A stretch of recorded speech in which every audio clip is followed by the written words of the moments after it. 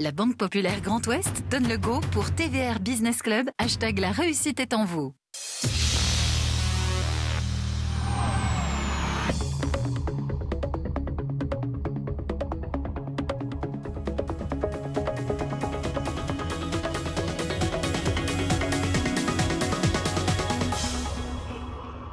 Bonjour à tous, bienvenue pour ce nouveau rendez-vous du TVR BPGO Business Club, l'économie décryptée par ceux qui la font. Nous sommes très heureux depuis l'Atrium avec les trois chroniqueurs du jour que je vais vous proposer et présenter dans un instant, d'accueillir un invité qui va nous parler de ses gestes dans une ville, ces réalisations qui font aussi le devenir des villes. Nous allons parler promotion immobilière avec Jean-Marc Trian, le président du groupe Lamotte.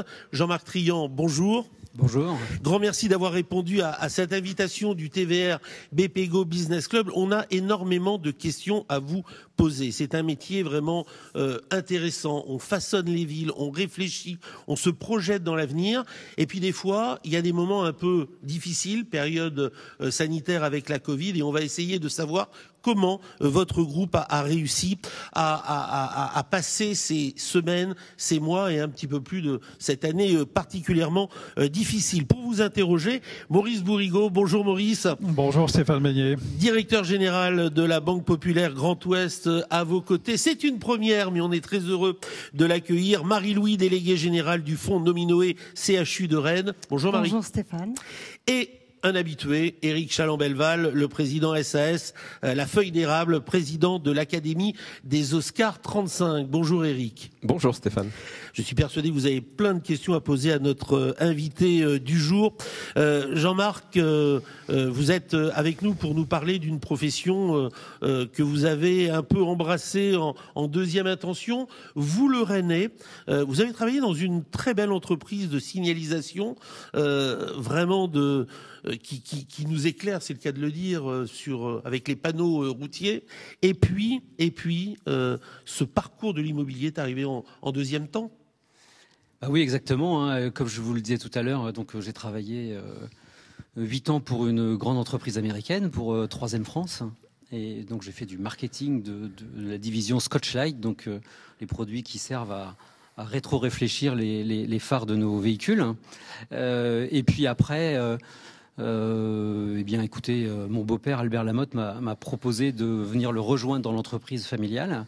Et rapidement, après avoir fait le tour, discuter avec ses collaborateurs, fait découvrir le métier par de la formation continue, eh bien, j'ai relevé ce petit défi qu'il me proposait. Lorsque vous arrivez dans l'équipe Lamotte, il y a une quinzaine de personnes, 60 réalisations à l'année. Aujourd'hui, 1300 logements vendus, 200 terrains à bâtir, 27 000 mètres carrés de bureaux et puis 530 collaborateurs. Vous avez réussi à vous épanouir dans cette profession et dans ce métier. Oui. Évidemment, j'ai réussi à m'épanouir. Je trouve que ce métier est un métier extrêmement riche, diversifié, et la culture que j'avais d'une grande entreprise m'a permis de voir et puis de voir que ce métier il allait changer dans les années qui ont suivi 1994, puisque je suis arrivé en 94, et j'ai analysé assez rapidement que il fallait grossir en taille pour relever les défis techniques, fiscaux, juridiques, etc. Donc à partir de 1904, enfin plutôt à partir des années 2000, on a avec les dirigeants de l'époque, on a initié de la croissance d'abord géographique et puis après de la croissance par produit, puisque aujourd'hui d'un promoteur qui ne faisait que du logement à Rennes, en fait, eh bien, on est implanté dans 5 régions françaises. La Bretagne, les Pays de Loire, l'Aquitaine, la région parisienne et le Rhône-Alpes. Et puis, on fabrique la totalité des produits, ou presque la totalité des produits du immobilier neuf. Maurice Bourrigaud, directeur général de la Banque Populaire Grand Ouest. Jean-Marc Trian, vous êtes un constructeur. Et la longue histoire d'Albert Lamotte et votre reprise en 94, vous en faites une entreprise qui est exceptionnelle sur le territoire, on peut le dire en toute simplicité. Qu'est-ce que vous vivez depuis le 17 mars 2020 avec vos ouvriers? Moi, je sais qu'on vit grâce aux ouvriers dans les biens que vous construisez, ici même d'ailleurs. Qu'est-ce que vous vivez avec vos techniciens, vos ingénieurs, les architectes, tous ceux qui œuvrent pour construire depuis le 17 mars 2020, premier jour du confinement? Qu'est-ce que vous vivez et où en êtes-vous aujourd'hui? Eh bien, écoutez, d'abord, il y a bien des secteurs qui sont plus impactés que nous par cette crise du Covid. Un appart qu'on n'achète pas aujourd'hui, on peut l'acheter demain. Donc déjà, on a gardé nos clients. Donc première chose, on a pendant les 2 premiers mois, évidemment, on a fait quasi aucune activité commerciale.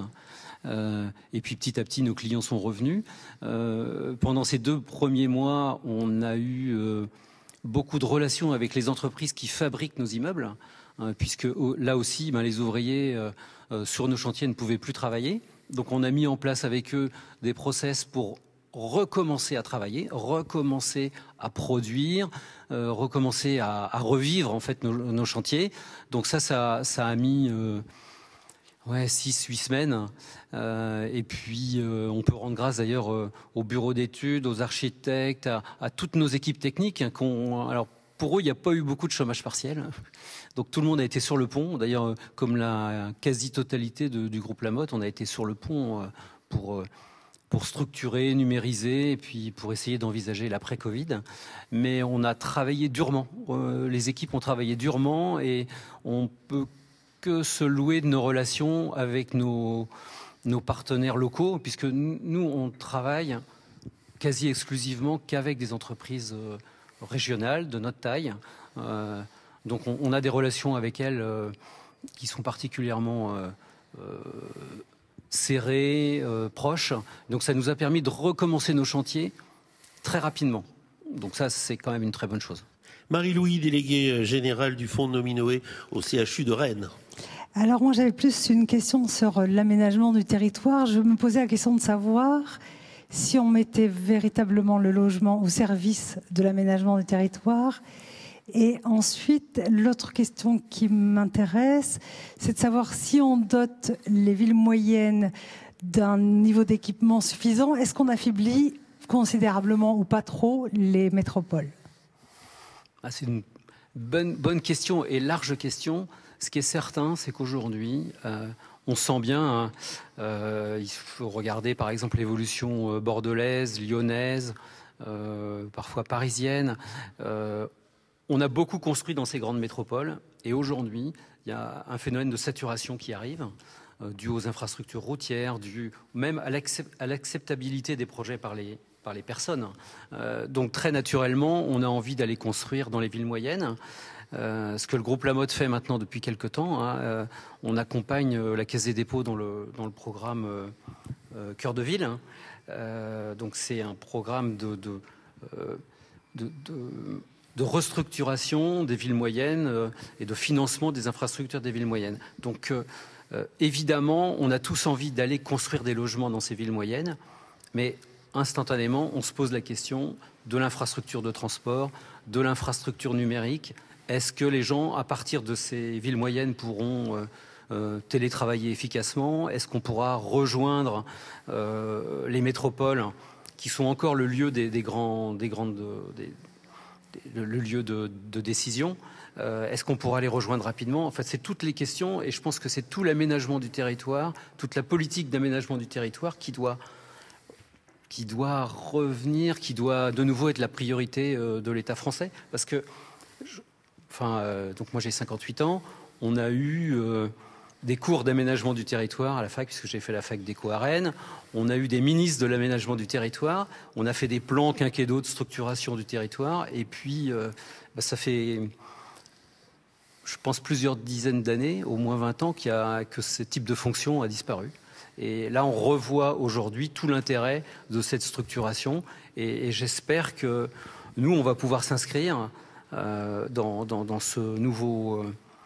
Dans ce renouveau. Donc nous, on travaille dans ces villes moyennes. Je le disais tout à l'heure, on va faire une résidence senior à La Flèche, on va à Savenay. Et moi, je suis persuadé que nous, promoteurs régionaux ou interrégionaux, comme on connaît bien nos territoires, on connaît les endroits où on peut aller construire du logement. du logement d'abord qui sera moins cher, plus accessible, peut-être plus grand, peut-être plus vivable avec ce qu'on vient de vivre. Une nouvelle question avec Éric Chalon-Belval, le président SAS de la Feuille d'Érable, président par ailleurs de l'Académie des Oscars 35. Oui, Jean-Marc, vous dites, je lisais ça dans une de vos interviews, que votre métier n'a pas besoin d'industriels, que de construire les mêmes immeubles partout, c'est une erreur, et qu'il faut rester des artisans. C'est un discours assez original pour un promoteur. Et tout de suite, vous venez d'évoquer votre souci d'avoir de la construction qui ne soit pas hyper coûteuse et qui puisse être abordable. Comment vous vivez et comment vous faites pour associer ce paradoxe de à la fois être un promoteur, de construire et en même temps de ne pas être un industriel, de ne pas faire les mêmes choses partout et de laisser les prix abordables pour votre clientèle? C'est tout le défi qu'on doit relever. En même temps, si on commence à construire les mêmes immeubles partout, les mêmes appartements partout, évidemment qu'on va défigurer nos villes, on va produire des produits immobiliers qui ne vont pas fatalement être très séduisants pour nos acheteurs. Mais en même temps, on doit garder des prix attractifs, puisque notre problème, c'est la solvabilité de la demande. Donc on doit mixer cette originalité nécessaire et des prix modérés. Alors, il faut travailler énormément sur la structure des bâtiments, leur conception. Et puis, alors, j'ai dit qu'on restait des artisans. Il va quand même falloir que l'on travaille sur l'habitat modulaire, qu'on travaille avec des industriels. Alors, nous, on a quelques expériences en cours avec Module Création, qui est un industriel breton du bâtiment modulaire. Alors on travaille avec eux en ce moment sur des maisons individuelles. Il est probable que sur des produits comme les résidences services seniors, comme les résidences jeunes actifs, on puisse industrialiser la construction. Et en plus, alors on va devoir relever un autre défi, qui est la difficulté de trouver de la main-d'œuvre, puisqu'on travaille à l'extérieur dans notre métier. Enfin, les entreprises du bâtiment, donc par nature, travaillent à l'extérieur. C'est des métiers qui peuvent être pénibles, et il est plus facile de travailler dans une usine. Donc cette industrialisation des process de construction nous permettra aussi peut-être de reséduire des personnes pour venir travailler dans ce secteur-là. Donc on a tous ces défis à relever. Et puis autre chose, notre obligation de construire, par exemple, avec des matériaux biosourcés ou en bois particulièrement. Le bois est un matériau qui se prête bien à l'industrialisation. Donc voilà, oui, c'est à la fois c'est un paradoxe. Il faut être des artisans, mais on doit maintenir notre prix de revient bas. Et je dois avouer qu'aujourd'hui, ce prix de revient, alors c'est en plus amplifié par la crise des matières premières qu'on est en train de vivre en ce moment, ou la spéculation sur les matières premières ou les transports. Enfin, on peut analyser le sujet longtemps, mais en tout cas, nos prix de revient sont en train d'exploser, et ça, c'est très dangereux pour notre métier, parce que des acheteurs, on en a, mais est-ce qu'on aura longtemps des acheteurs qui auront les moyens de s'offrir les produits qu'on est en train de fabriquer? C'est la grande question, quoi. Jean-Marc Trian, le président du groupe Lamotte est l'invité de ce TVR BPGO Business Club.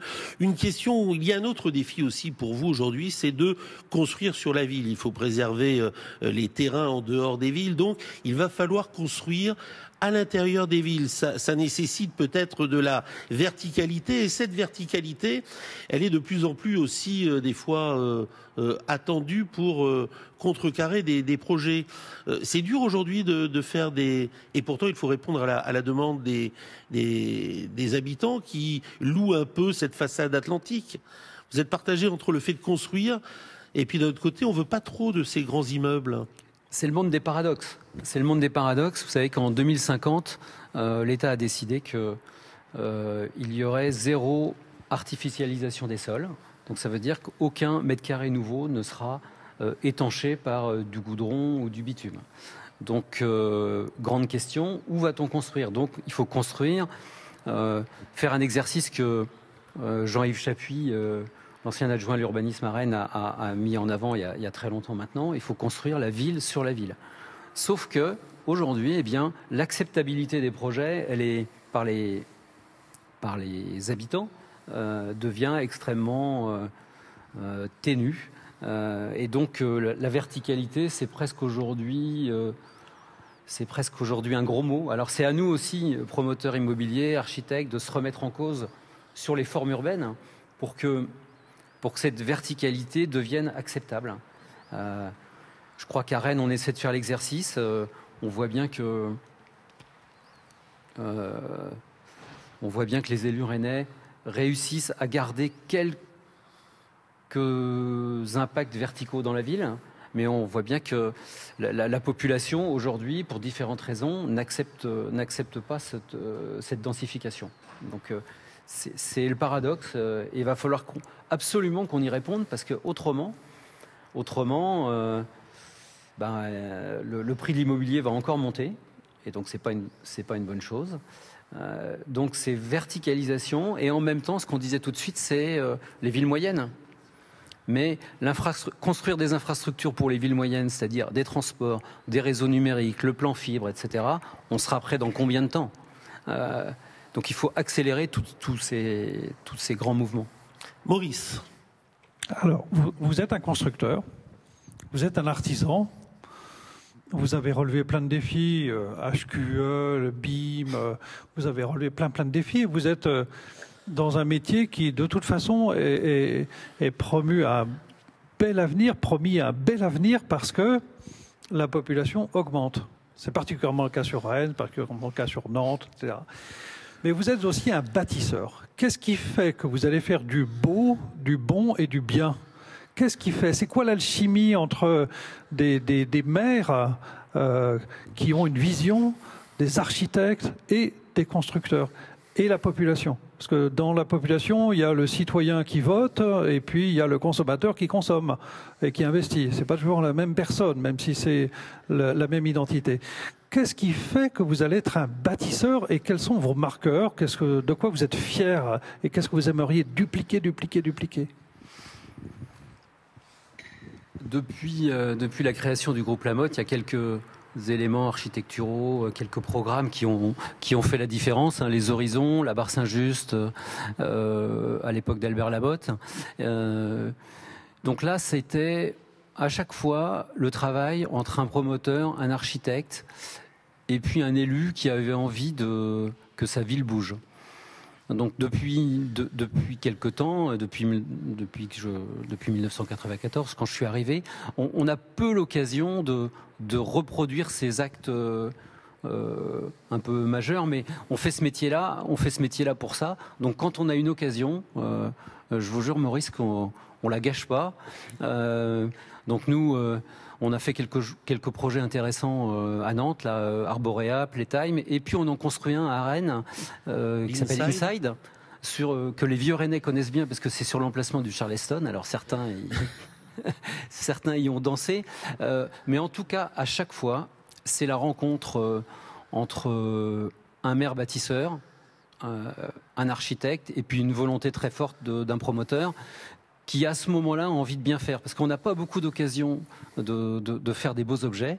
En face d'Inside, il y a Capmail qui a été fabriqué par le groupe Giboire, et je dois dire que la ville de Rennes et les élus peuvent être fiers quand même que deux entreprises rennaises aient construit en fait les sujets un peu emblématiques du moment. Mais on y a passé beaucoup de temps, beaucoup d'énergie. À chaque fois, c'est pas des rentes financières, parce qu'à chaque fois c'est compliqué de s'en sortir financièrement, mais quand on est parti un peu dans l'excellence, il faut aller au bout des projets, il faut aller au bout de ces sujets-là. Pour Inside, je pense qu'on a plus d'un an de retard maintenant, puisque on était dans le lit de la Vilaine, on a des immeubles à côté ont menacé de s'effondrer, donc on a évacué des gens. Enfin, c'est un très long projet, et encore une fois, je peux remercier tous mes collaborateurs qui y travaillent d'arrache-pied, et je pense qu'ils sont très très fiers d'avoir participé ou de participer encore à ces sujets-là. Il nous reste 6 minutes dans votre TVR BPGO Business Club. Questions et réponses rapides. Marie. Alors, Jean-Marc Trian, vous êtes un grand philanthrope. Et j'aimerais savoir ce qui guide vos choix en termes de mécénat, bien sûr. C'est une bonne question. C'est une très bonne question. On a travaillé un petit peu ensemble, mais globalement, moi, j'aime le sport. J'aime les valeurs que le sport représente, et je trouve que les sportifs sont de bons ambassadeurs pour l'image des entreprises, pour les entreprises. Donc, comme j'ai beaucoup pratiqué le sport et que dans mes équipes, il y a aussi beaucoup de sportifs, on est naturellement amené à aider des clubs, des sportifs. Voilà, on a. En fait, c'est les rencontres qui provoquent un peu le déclic et la décision. On a aidé le Fonds Nominoé, on a aider aussi les ailes de Caius, donc ça c'est plus sur le plan d'objets culturels, mais encore une fois on revient assez vite à ses premières amours, et pour nous c'est un peu le sport, parce que c'est dans ma façon d'être ou dans ma façon de vivre, donc j'essaie de pratiquer, je me sens bien avec ces personnages, donc je continue. Et vous présidez le club de rugby de Rennes. Vous avez un bateau également avec Module Création et plein de sponsors. Et le Rire Médecin aussi qui est venu vous rejoindre, skippé par Luc Berry. Donc c'est la voile aussi. C'est un pôle d'intérêt. Alors on sait que vous adorez le vélo. Vous allez d'ailleurs vous lancer un beau défi. Non, je vais pas à vélo, je grimpe le Mont Blanc la dernière semaine de juin. Oui, donc je fais attention à ce que... Oui. Un véritable périple. Oui. Vous aimez tous les sports. Écoutez, de toute façon, pour un Breton, sponsoriser un voilier, ça reste... Puis c'est pas à Maurice que je vais dire une chose différente. En classe 40. Non, on a une très belle aventure avec Luc Berry, qui est un garçon, qui est un sportif de haut niveau, qui est un garçon charmant, avec qui on a beaucoup de points communs, qui est vraiment le chef du projet, puisque Luc s'occupe de la construction du bateau, s'occupe de la gestion des partenaires. Vraiment, on est ravis de ce partenariat. On a un nouveau partenariat cette année avec le Rire Médecin, qui vient nous accompagner dans cette aventure, parce que ça donne une dimension supplémentaire à ce projet. Donc Transat Jacques Vabre, et puis après la Route du Rhum pour clôturer ce partenariat avec Luc.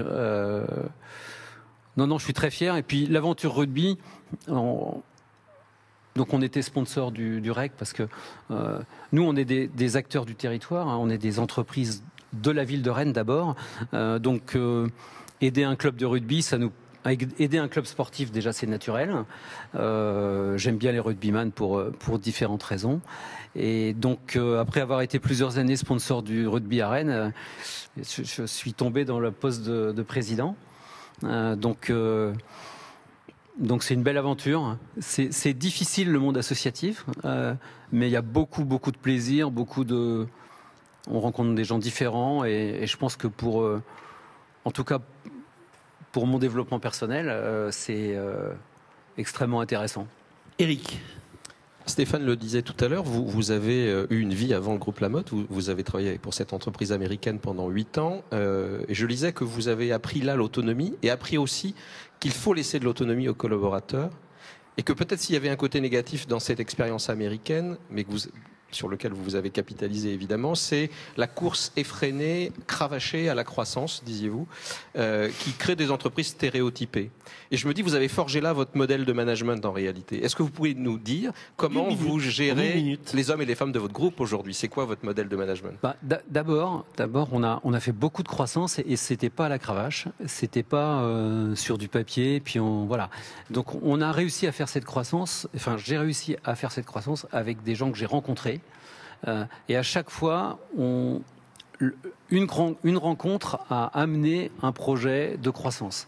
Et c'est comme ça qu'on a fonctionné depuis 1994, depuis les années 2000 plutôt, puisque de 94 à 2000, j'ai vraiment appris ce métier. Puis après, on l'apprend tous les jours, mais on a continué on a vraiment progressé à partir des années 2000. Donc, moi, je suis un fervent partisan de la délégation, et puis de ces rencontres qui amènent des projets, qui amènent de la croissance en en aidant, en accompagnant les gens qui ont des projets. Donc, ce que je souhaite, moi, c'est que le groupe Lamotte, même si on a... Et ce sera le mot de la fin. Même si on a continué à croître, qu'on réussisse à garder cet ADN du projet, garder cet ADN de la proximité avec mes collaborateurs pour pouvoir fabriquer des choses ensemble. C'est vrai que la taille, des fois, ça amène des choses un peu différentes. Il faut qu'on garde ce fighting spirit, quoi. Et ça va être tout le défi pour moi et peut-être mes successeurs des années qui vont venir. Merci beaucoup Eric, Marie, Maurice, Jean-Marc Trian. En 20 secondes, vous êtes senti comment ici au cœur de ce bâtiment ? Comme à la maison un peu ? Non, je ne vais pas dire ça, mais en tout cas, je suis très fier d'être là, parce que vous savez qu'on a fabriqué pour la BPO ce siège, et je vois que ça vieillit bien, et en tout cas, c'est bien utilisé, ça me fait plaisir d'être là vraiment. Vous savez que c'est un des plateaux qui est fortement envié dans la profession. Merci beaucoup. Merci Jean-Marc Trian, président du groupe Lamotte. On aura grand plaisir à vous retrouver la semaine prochaine avec un nouvel invité économique. L'économie décryptée par ceux qui la font, c'est bien évidemment votre TVR BPGO Business Club. Merci, excellente semaine à tous.